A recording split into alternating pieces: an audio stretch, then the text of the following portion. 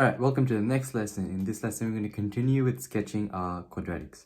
So far we've been dealing with parabolas in three different forms. First is called the turning point form, which looks like this.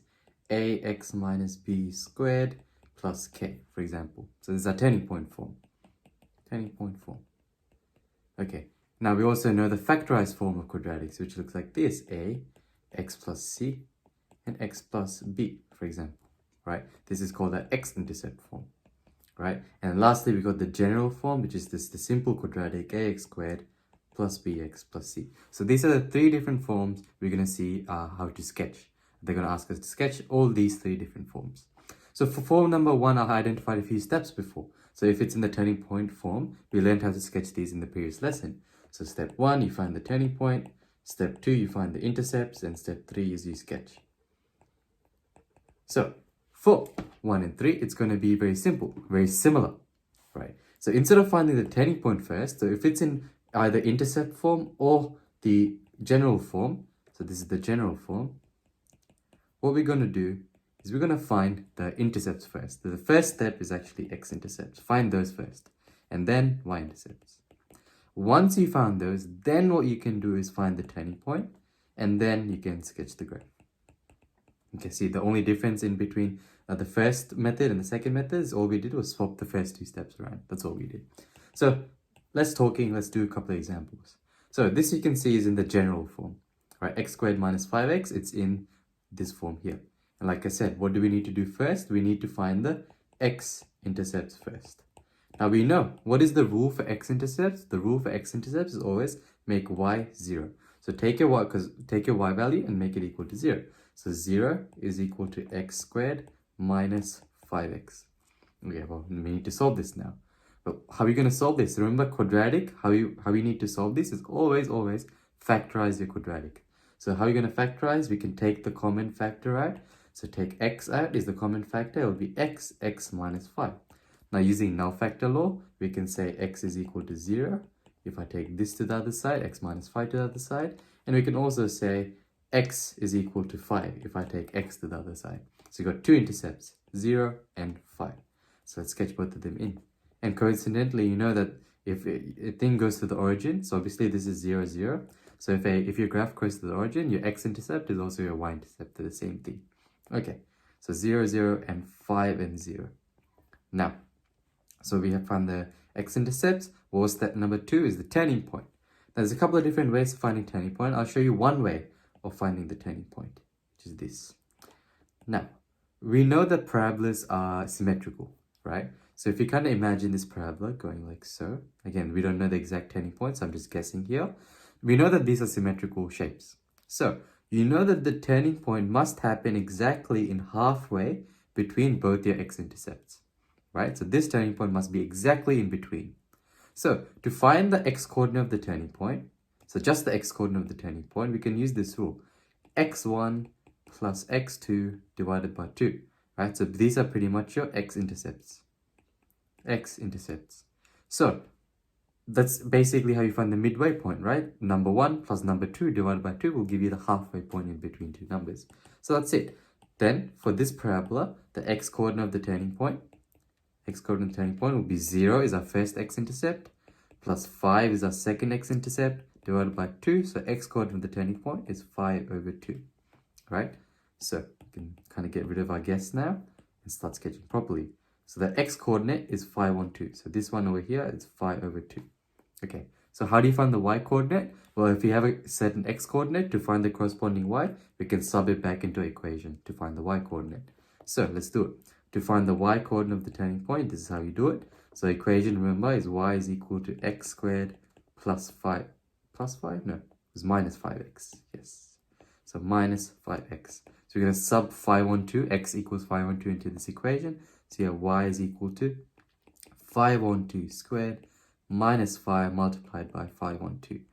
5 on 2 squared is 25 on 4 minus 25 on 2. And if you do that calculation, you should get negative 25 on 4. Right? So this is your x-coordinate of the turning point. This is your y-coordinate of the turning point. So your turning points are going to be pretty much x-coordinate is 5 on 2 and y-coordinate is negative 25 on 4. So you can label that. 25 on 2, negative 25 on 4. And sketch your parabola through all those points. Make sure your shape is as symmetrical as possible. Nice U shape. There you go. That's it. Okay, so intercepts, turning point, sketch. It's the other way around. Let's do it. Next one. X squared minus 16. Again, it's in the general form. So it's in this form, right? X squared minus 16. So step 1, as usual, find intercepts. X-intercepts first. To find x-intercepts, we make y 0. That's always the rule. To make y 0, so 0 is equal to x squared minus 16. And I said, you always have to factorize. How do you factorize this? Remember, guys, we had difference between two squares. A squared minus b squared, a plus b, a minus b. You could do it like that. So if you realize that this is going to be x squared minus 4 whole thing squared, because 16 you can write as 4 squared. So it's going to be 0 is equal to x plus 4, a plus b, and x minus 4, a minus b. So your two x-intercepts, if you use null factor law, are going to be negative 4 and 4 x-intercepts. Y-intercept, how do you do it? You make x 0.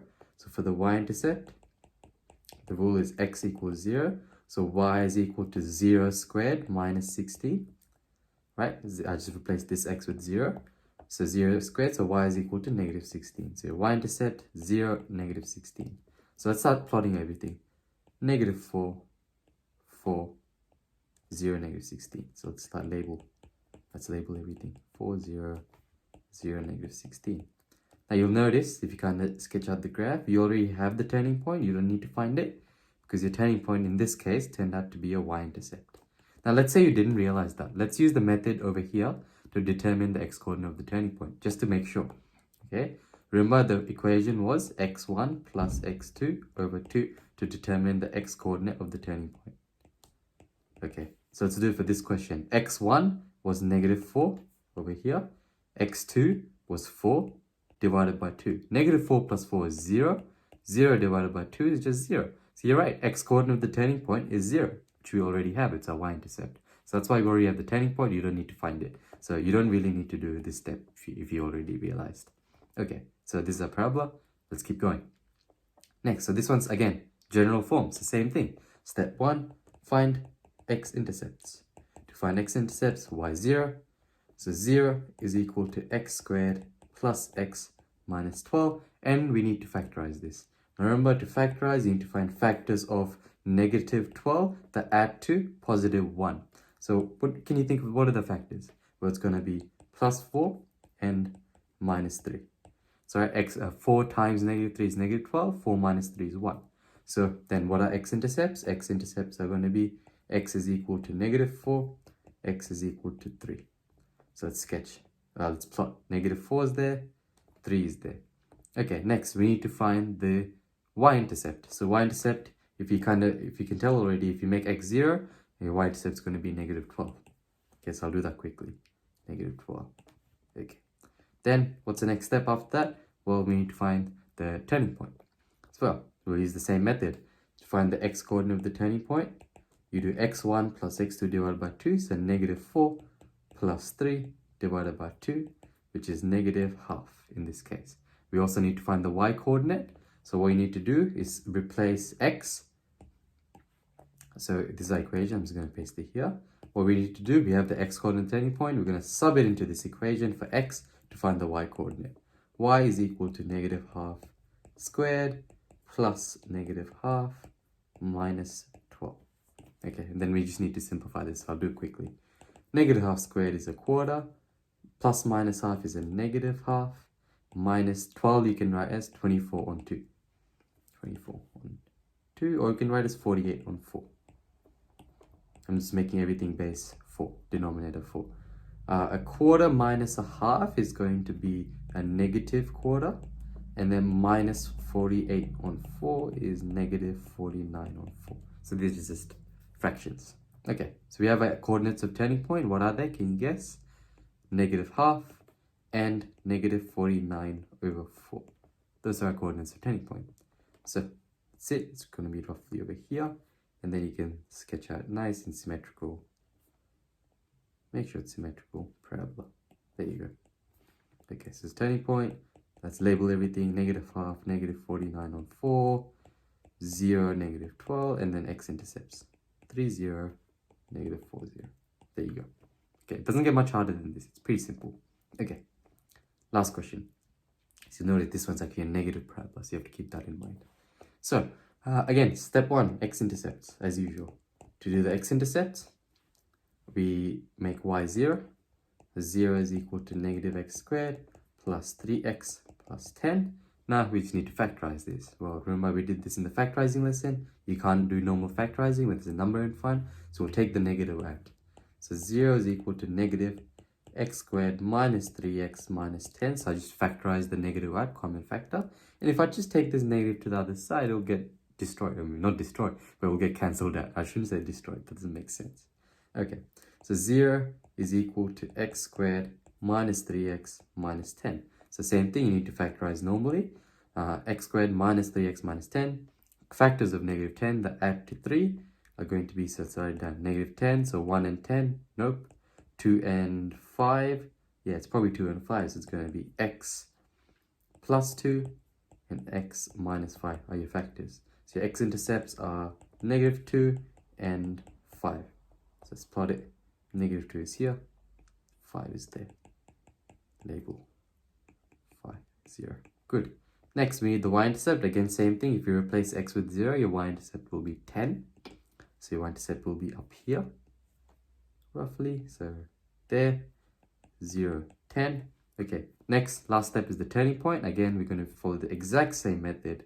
To find the turning point, it's going to be x-coordinate of the turning point, x1, which is negative 2, plus x2, which is 5, divided by 2. So negative 2 plus 5 is 3 over 2. So x-coordinate turning point, 3 on 2 is roughly over here. Just try to visualize the shape when you're plotting these, so it makes it easier. Okay, so it's 3 on 2, and then I want you guys to find the y-coordinate of the turning point, okay? So I want you to have a go. So I won't do it this time, I just want you to have a go. So it looks something like this. Boom, boom. Okay, so that's it. Sketching, fairly simple. It's just a different method to do it. So we do x-intercepts first for these ones. So why don't you guys pause the video and have a go. And what I want you to do is actually use a CAS calculator and practice sketching on the CAS, all these graphs, so you have that knowledge as well. And double check your answers. Make sure your intercepts, everything is okay.